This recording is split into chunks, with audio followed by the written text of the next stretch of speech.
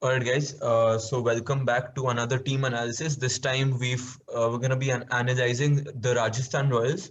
So Ahan, we're gonna start with you this time. What do you think the playing 11 is going to be? So, based on what Morgan said in the recent interview, he's expecting Butler and Stokes to open the batting. And now that Sanju Samson is captain, I expect him to take a little more responsibility and bat at three. At four, we've had a couple of arguments, but I think we've come to the overall conclusion that Mahipal Lomror is the best option in this role. And then at 5 and 6, it's basically a toss up between Shivam Dubey and Riyan Parag, depending on the situation and the needs for the team. At seven and 8, again, it's a toss up between Rahul Tewatia and Chris Morris, depending on the situation. But I wouldn't be too shocked if Tewatia's pushed up the order as he was when he played that miraculous innings against Punjab last season. At 9, I'd ideally have a Jofra Archer, but because he's missing for the first half, I presume, I think it's going to be a toss-up between Mustafizur and Andrew Dye, depending on the conditions and the form. At 10, given the fact that Rajasthan backed him immensely towards the end of the competition, I think Kartik Tyagi is a no-brainer. And at 11, given the fact that he's been excellent for Rajasthan since the mega auction, Shreyas Gopal has to be on the team. Okay, Akshat, what do you think?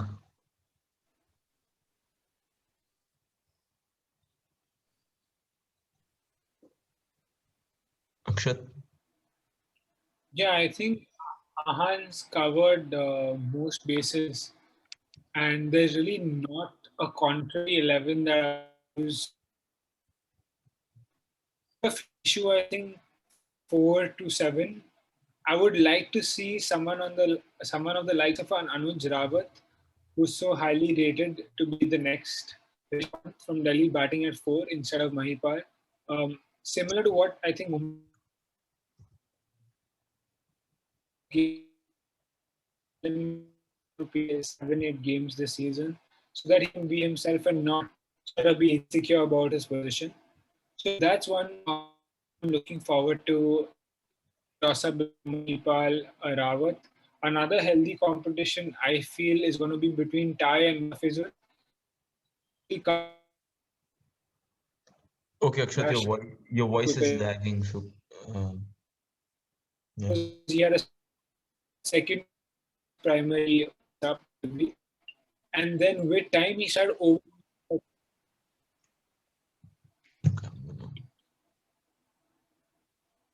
Go.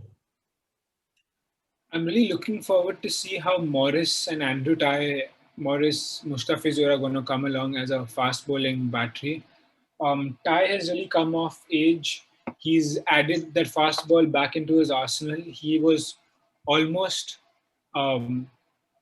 unsold at this auction because, like we know, he was an ex-purple cap holder, but because of his overuse of the slow ball, he became very predictable and easy to sort of belt towards the second half of the innings. So it's going to be interesting to see how Tai goes. An exciting fast bowling batteries being formed there between Morris, Tai, Kartik Tyagi, Shivam Dubey, and Ben Stokes. So they have 5 quality fast bowlers. A little too many, I think, in my opinion, because Stokes is also somebody who can give you 4 overs. They really lack, I think, a quality spinner. You have Shreyas Gopal, but besides him, I don't see Riyan Parag as somebody who can really tie an opposition down on turning tracks. I do see Mayank Markande there, but very similar skill sets to Shreyas Gopal.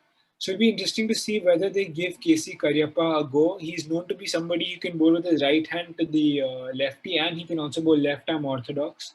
He's done that in the KPL on a couple of times. Chetan Sakaria is a left arm quick who's done pretty well for himself across the domestic tournament. So I would like to see how he does if Tyagi fails to fire for them. I think Liam Livingstone has had a good start to his international career. So God forbid if Stokes gets injured, you may see him making way for the likes of a Liam Livingstone. But besides that, I really don't see too much that this squad has to offer. Yashasvi Jaiswal, there were a lot of hopes riding on his shoulders last season when he was asked to open the batting. But I think he failed to deliver, and hence he'd be warming the benches for predominantly a large part of the season this year. So yeah, I think Ahan, I sort of agree with you. There's not really too much that you can say about this 11. They picked themselves, and it's not sort of attributing to the fact that they're great players, but more on the lines of the fact that they lack squad depth. So what do you, Um, Shiv? So Rakshit, could there be a chance of us seeing maybe an Akash Singh get a chance, considering he's been very good in the domestic and the under 19 circuit? Yeah, so that is an interesting question. So the way I see the bowling lineup, sort of is a Chris Morris, who's the leader of the attack in Archer's absence, sharing the responsibility with a Fizz or a tie. And then your third seamer is actually Ben Stokes, not an Indian quick. So you have three of these dudes who are guaranteed 4 overs. And then you have a buffer fast bowler in the likes of a Kartik Tyagi or an Akash Singh, like you mentioned.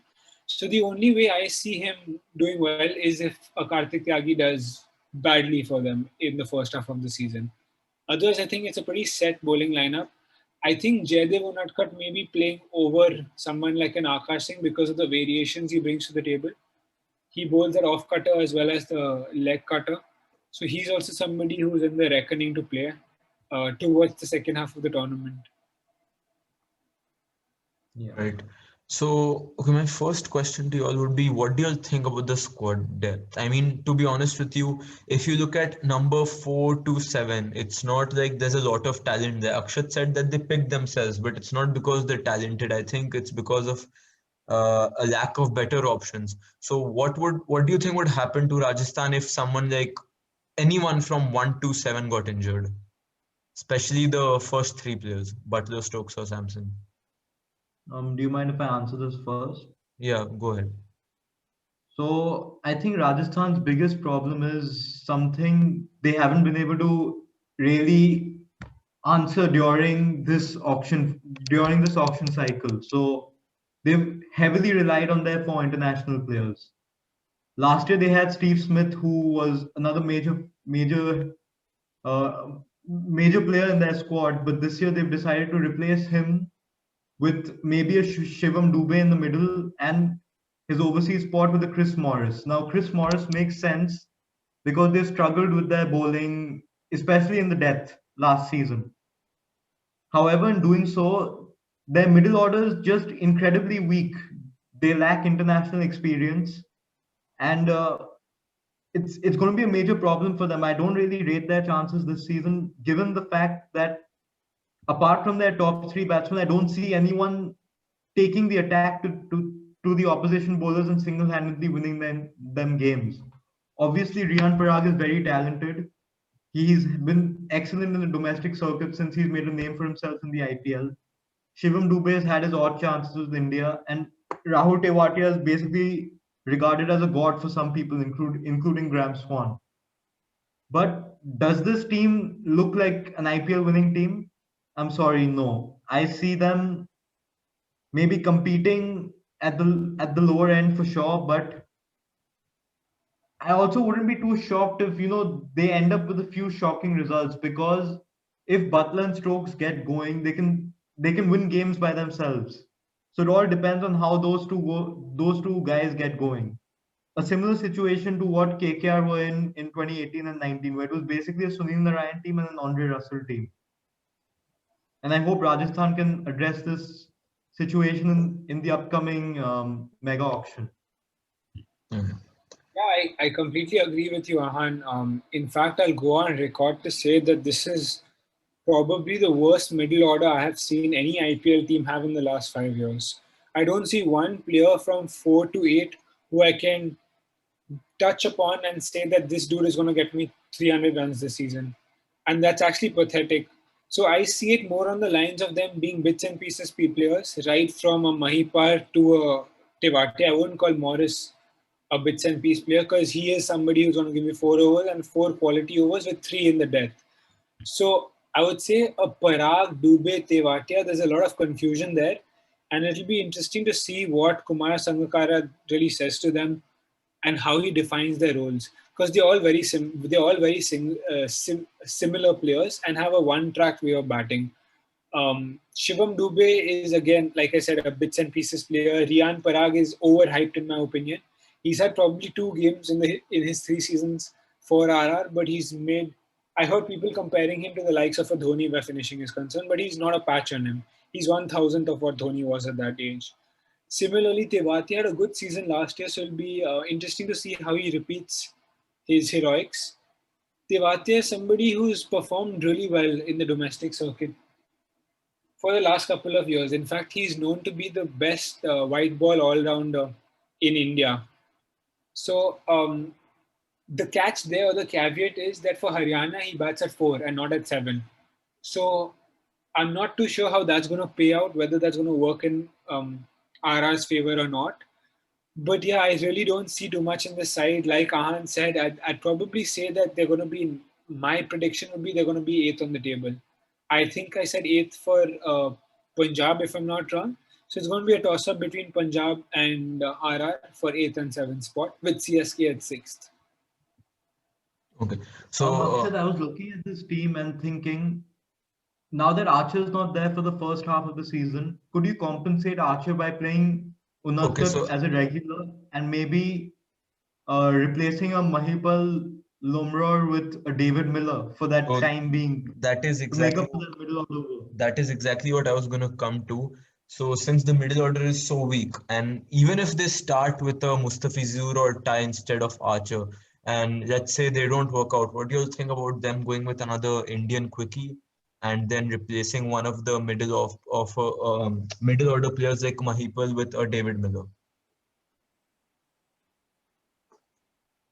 I mean, Yeah, I looking think at that's that, something worth pondering upon. Very important. Both of you have sort of flagged or raised. See, the issue is about the lack of a batsman who can play. Quite simply put it that way. Even if you get a David Miller, you'd get David Miller to play the role of a finisher, right? Because that's what he's known to do. So you wouldn't bat him ahead of number 6. So imagine a team where you have Butler, Stokes, Samson, 4, 5 is vacant, and then you have a Miller at 6. You still have the issue of playing a Mahipal, a Parag, and a Tewatia probably. You just shuffle the batting order. My issue is the fact that they're not proficient enough to play as batsmen. So where RR's auction strategy is concerned, I think it was a complete failure. I don't know what they envisioned, but they've picked a team with people who can neither specialize with the bat or neither specialize with the ball, apart from a Butler, Stokes, an Archer, and to some extent a Morris. yeah. Okay. So Akshat's already given us his prediction for the season. What do you think? Where are Rajasthan Royals going to end on the table?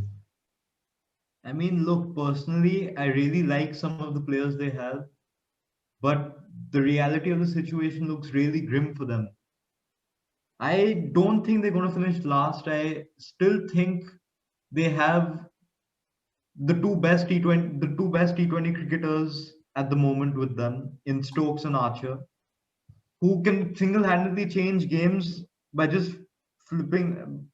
They can just change games. So if they can get Archer for, let's say, 8 or 9 games, and if Archer can deliver anything close to what he delivered in the last edition, I think RR can finish at maybe 6th or 5th if luck favors them.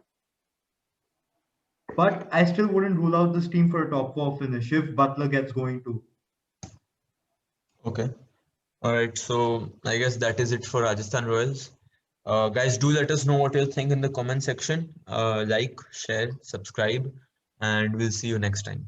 Thank you.